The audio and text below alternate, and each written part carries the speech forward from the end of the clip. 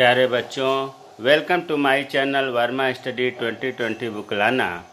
मैं UP board के class 12th के छात्र छात्राओं के लिए भूगोल सब्जेक्ट को हिंदी माध्यम से मैं फुल कोर्स कराऊंगा। यदि आप फुल कोर्स करना चाहते हैं तो मेरे चैनल को सब्सक्राइब कीजिए और बेल आइकन को प्रेस करना ना भूलें, ताकि जो भी वीडियो मैं अपलोड करूं उसका नोटिफिकेशन आपको सबसे पहले मिल सके। प्यारे बच्चों, इस समय आपका भारत लोग और अर्थव्यवस्था किताब चल रहा है। 68 वीडियो का नंबर था, लेकिन आप देख कर के आश्चर्य हो रहे होंगे कि ये तो 22 नंबर का वीडियो है या लेक्चर है। प्यारे बच्चों, 3 वीडियो 22, 23 और 25 ये बहुत पहले अपलोड हुआ है। तकनीकी खराबी के कारण इस समय साफ नहीं दिख रहा है। कई दोस्तों का कमेंट आया कि सर ये क्लियर नहीं हो रहा है, इसे दूसरा वीडियो बना दें। इसलिए मैं उसे रिमूव करके इस वीडियो को उसके जगह पर शिफ्ट करूंगा। तो मैटर तो वही है, थोड़ा सा इसमें भाषा बोलने में समझाने में भले अंतर आ जाए, तो बहुत ज़्यादा परेशान होने की ज़रूरत नहीं है। 22, 23, 25 ये पुराना वीडियो का ही संशोधित रूप डाला जाएगा 12th की ज्योग्राफी में। अब इसमें देखिए, निर्मित माल के आधार पर उद्योगों का वर्गीकरण। इससे पहले थोड़ा सा हम आपको फंडामेंटल चीज़ें बता दूं कि देखिए, कोई भी मानव है, कोई भी ऐसा कार्य करता है जिससे उसे आय प्राप्त होती है, उसे कहते हैं आर्थिक क्रियाएं। तो इसको कैसे कहेंगे? मानव का वह क्रियाकलाप जिनसे आय प्राप्त होती है उन्हें आर्थिक क्रिया या आर्थिक क्रियाएं कहा जाता है। आर्थिक क्रियाएं समझ में आ गया होगा कि आय प्राप्त करने को जो कार्य करते हैं उसे कहते हैं। नाम से ही लग रहा आर्थिक, अर्थ क्रियाएं मतलब कार्य करना, अर्थ के लिए कार्य करना, पैसे के लिए कार्य करना। ये 4 प्रकार का होता है।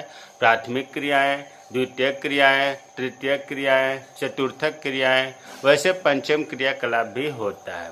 प्राथमिक क्रियाएं जैसे नाम से लग रहा है प्राइमरी स्टेज, जितने भी प्राकृतिक संसाधन हैं आसपास में आप जो देख रहे हैं, जो प्रकृति द्वारा उपलब्ध कराए गए हैं, जैसे भूमि, जल, पेड़ पौधे, जीव जंतु, खनिज पदार्थ, जब इनका उपयोग करते हैं डायरेक्ट प्रत्यक्ष रूप से, तो उन्हें हम कहते हैं प्राथमिक क्रियाएं। मतलब सीधे सीधे ये कहा जाए कि ये पर्यावरण पर प्राथमिक क्रियाएं निर्भर होती हैं। जो प्रकृति द्वारा दिया गया है उस पर ही ये क्रियाएं निर्भर होती है। जैसे खेती करना, भाई भूमि प्रकृति के द्वारा दिया गया है, वनों से लकड़ी काटना प्रकृति का ये दिया हुआ संसाधन है, तो प्राकृतिक संसाधन हो गया।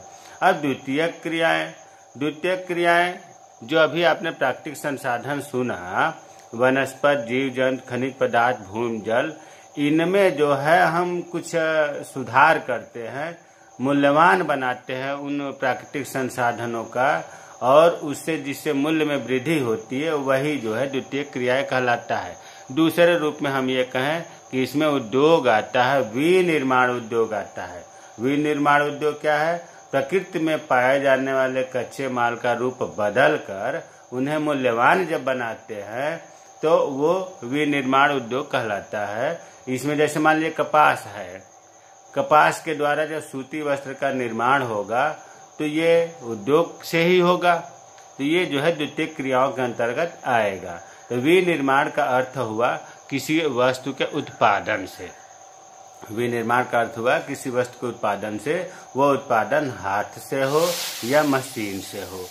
तो अभी जो हमने बताया कि आर्थिक क्रियाएं 3 प्रकार की होती हैं। प्राथमिक क्रियाएं भूमि, जल, वनस्पति, जीव जंतु, खनिज, और ये पढ़ा दिया गया है। और अगर इसे आप इसकी वीडियो को नहीं देखें तो आई बटन में डाल दूंगा। प्राथमिक क्रियाओं का वीडियो जो है ये 14 में खूब बढ़िया से पढ़ाया गया है। और द्वितीयक क्रियाएं विनिर्माण उद्योग, इसमें चल रहा है।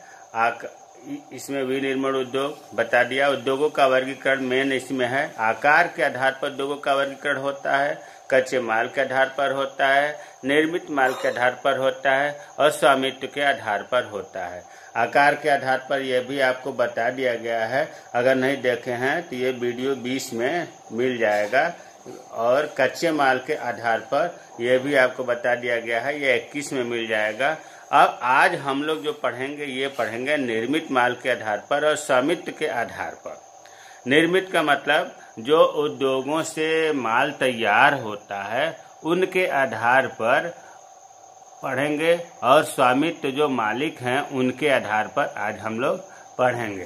तो अब हम आ जाते हैं सीधे डायरेक्ट टॉपिक पर। निर्मित माल के आधार पर पहले पढ़ेंगे, फिर आगे स्वामित्व के आधार पर पढ़ेंगे। जो निर्मित माल होता है, जो माल बनता है, ये दो तरह का होता है। एक होता है आधारभूत उद्योग, दूसरा होता है उपभोक्ता उद्योग। आधारभूत का ही दूसरा नाम है मूलभूत उद्योग। देखिए, रटने से काम नहीं चलेगा। मूलभूत या आधारभूत का मतलब ये हुआ कि इसमें ऐसा चीज बनता है, ऐसा चीज का निर्माण होता है जो अन्य उद्योगों के लिए कच्चे माल का कार्य करता है। अन्य उद्योगों के लिए कच्चा माल का कार्य करता है जो इससे तैयार होता है। वही चीज लिखा है कि जिन उद्योगों का निर्मित माल अन्य अनेक उद्योगों का आधार बनता है उन्हें आधारभूत या मूलभूत उद्योग कहते हैं। जैसे लौह इस्पात उद्योग है, लौह इस्पात उद्योग से लोहा तैयार होता है, तो अन्य जो उद्योग हैं उनके लिए लोहा कच्चा माल की जरूरत पड़ती है। उसी तरह से विद्युत उत्पादन उद्योग है, बिजली जब तैयार होती है तो अन्य उद्योगों को चलाने के लिए बिजली की जरूरत पड़ती है। भारी मशीनें, उपकरण हैं, इनका निर्माण किया जाता है। मान लो कि कोई मशीन बनाया गया खूब बड़ी सी, तो मशीन वो अन्य उद्योग वाले उसे ले जाएंगे, तो उस मशीन अन्य उद्योगों के लिए जरूरत की चीज हो गई, तो इसे कहते हैं आधारभूत या मूलभूत उद्योग। और दूसरा टाइप है उपभोक्ता उद्योग। अरे भाई, नाम से ही लग रहा है उपभोक्ता, कंज्यूमर के लिए, मतलब ऐसा उद्योग जो उपभोक्ताओं को दैनिक जीवन में जो प्रयोग करता है उपभोक्ता, उनके लिए तैयार करता है। जैसे कागज, पेन, खाद्य पदार्थ, साबुन, है ना, चाय, ये सब क्या है? ये उपभोक्ता उद्योग। भाई, चाय उद्योग है, अगर कोई कंपनी चाय तैयार करती है तो सीधे कंज्यूमर उसे उपभोग के लिए खरीद लेता है। साबुन उद्योग है, सीधे साबुन खरीदता है। ये प्रोडक्ट अन्य उद्योग वाले नहीं खरीदेंगे, सीधे उपभोक्ता खरीदते हैं। तो निर्मित माल के आधार पर उद्योगों का दो वर्गीकरण हुआ, उपभोक्ता उद्योग और स्वामित्व के आधारभूत उद्योग और उपभोक्ता उद्योग। अब जो है चौथा, स्वामित्व के आधार पर उद्योग। स्वामित्व मतलब मालिक। देखिए, यहाँ एक आप ऐसे समझ लो कि जितने उद्योग हैं, जितनी कंपनियां हैं, वो तीन तरह की होती हैं: सार्वजनिक कंपनियां, निजी कंपनियां, संयुक्त कंपनियां। सार्वजनिक का मतलब होता है सरकारी, निजी का मतलब होता है प्राइवेट, और संयुक्त का मतलब होता है सरकारी और प्राइवेट दोनों मिला हुआ, इसीलिए मिश्रित क्षेत्र भी कहते हैं। तो सार्वजनिक क्षेत्र के नाम से ही लग रहा है कि ये सरकारी होगा, ये सरकार इसका मालिक होगा, इसके लाभ हानि सब सरकार झेलेगा, और इन सरकारी कंपनियों का मुख्य उद्देश्य लाभ कमाना नहीं होता है, समाज कल्याण करना होता है। जबकि निजी क्षेत्र की बात करें तो इस पर सरकार का कोई अधिकार नहीं होता है, पूंजीपति लोग, निजी लोग इसके मालिक होते हैं, और निजी क्षेत्र के जो उद्योग हैं उनका मुख्य उद्देश्य लाभ कमाना होता है, समाज कल्याण नहीं करना होता है। संयुक्त क्षेत्र का उद्योग कुछ ऐसे उद्योग हैं जो कुछ हिस्सा सार्वजनिक होता है और कुछ भाग जो है निजी होता है, दोनों को मिलाकर संयुक्त या मिश्रित कहते हैं। अब कभी कभी पूछ देता है 2 नंबर में कि निजी उद्योग और सार्वजनिक उद्योग में अंतर बताइए। तो मोटे तौर पर आप देखो, पहला अंतर यह है कि निजी उद्योग जो है नाम से ही लग रहा है कि प्राइवेट होगा, निजी व्यक्ति का होगा, सार्वजनिक सरकारी होगा। इनमें अधिकतर छोटे पैमाने के उद्योग शामिल होते हैं। जो निजी उद्योग होते हैं सार्वजनिक उद्योग की अपेक्षा छोटे पैमाने पर होते हैं, जबकि सार्वजनिक उद्योग भारी उद्योग होते हैं, जैसे लोहा इस्पात उद्योग। निजी उद्योग में, इस उद्योग में उपभोग वस्तुओं तथा छोटे यंत्रों के उद्योग में आते हैं। निजी उद्योग में जो है उपभोक्ता के दैनिक जीवन में जो जरूरत की चीजें हैं या छोटे छोटे यंत्र हैं वो ज्यादातर बनाए जाते हैं, जबकि सार्वजनिक उद्योग में भारी भारी उद्योग, आधारभूत उद्योग बनाए जाते हैं। निजी उद्योग में सारी पूंजी, लाभ हानि एक ही व्यक्ति की होती है, जैसा अभी बताया। सार्वजनिक उद्योग में सभी पूंजी, लाभ हानि सरकार की होती है। ऐसे उद्योग अधिकतर अमेरिका तथा जापान में प्रचलित हैं। निजी उद्योग और सार्वजनिक उद्योग रूस में और भारत में प्रचलित हैं। हमें उम्मीद है कि निर्मित माल के आधार पर उद्योगों का वर्गीकरण और स्वामित्व के आधार पर उद्योगों का वर्गीकरण समझ में आ गया होगा। मेरे चैनल को सब्सक्राइब कीजिए। जय हिंद, जय भारत।